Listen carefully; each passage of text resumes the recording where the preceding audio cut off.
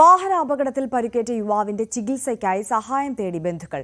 Ernakulam medical trust ആശുപത്രിയിൽ ചികിത്സയിൽ കഴിയുന്ന വൈക്കം ബ്രഹ്മമംഗലം സ്വദേശി അഭിഷേകിന് തുടർ ചികിത്സയ്ക്ക് ലക്ഷങ്ങൾ ചെലവ് വരും. ലോട്ടറി വിൽപ്പനക്കാരനായ അച്ഛന്റെ ഏക വരുമാനം മാത്രമാണ് കുടുംബത്തിന്റെ ആശ്രയം. കണ്ണിന്റെ കാഴ്ചശക്തി ഉൾപ്പെടെ നഷ്ടപ്പെട്ട അഭിഷേക് ജീവിതത്തിലേക്ക് തിരിച്ചു വരണമെങ്കിൽ സുമനസ്സുകളുടെ സഹായം വേണം. കഴിഞ്ഞ ബുധനാഴ്ചയാണ് ജോലി കഴിഞ്ഞ് തിരികെ വീട്ടിലേക്ക് വരുന്ന വഴി മുളന്തുരുത്തിക്ക് സമീപം കാഞ്ഞിരമറ്റത്ത് വെച്ച് അഭിഷേക് സഞ്ചരിച്ച ബൈക്ക് അപകടത്തിൽപ്പെട്ടത്. ഉടൻ തന്നെ നാട്ടുകാർ ചേർന്ന് യുവാവിനെ എറണാകുളം മെഡിക്കൽ ട്രസ്റ്റ് ആശുപത്രിയിൽ എത്തിച്ചു. എന്നാൽ തലച്ചോറിൽ രക്തസ്രാവം ഉണ്ടായതോടെ ആരോഗ്യനില ഗുരുതരമായി.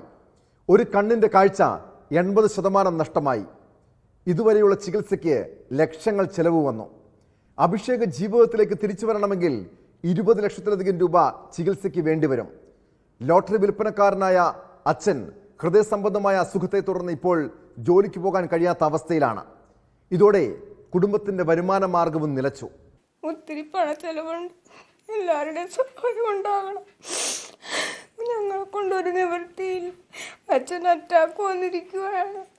ലോട്ടറി വിൽപ്പനക്കാരനായ അച്ഛന്റെ തുച്ഛമായ വരുമാനം കൊണ്ടായിരുന്നു കുടുംബം മുന്നോട്ട് പോയിരുന്നത്. അഭിഷേകിന്റെ ചികിത്സയ്ക്കായി നാട്ടുകാരും പ്രാദേശിക ജനപ്രതിനിധികളും കൈകോർക്കുന്നുണ്ട്.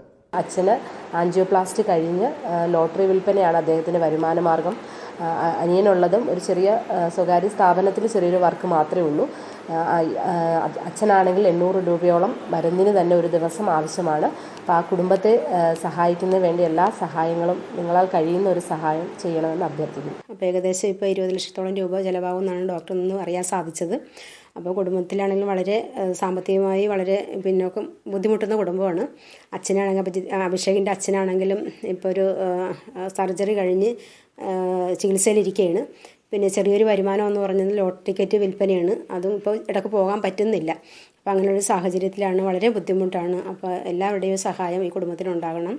നിലവിൽ നാട്ടുകാർ നൽകിയ ചെറിയ സഹായങ്ങൾ കൊണ്ടാണ് ഇതുവരെയുള്ള ചികിത്സാ കാര്യങ്ങൾ നടന്നത്. തുടർ ചികിത്സയ്ക്ക് 20 ലക്ഷത്തോളം രൂപ ആവശ്യമുള്ളതിനാലാണ് ബന്ധുക്കൾ സുമനസ്സുകളുടെ സഹായം തേടുന്നത്. ന്യൂസ് 18 കൊച്ചി.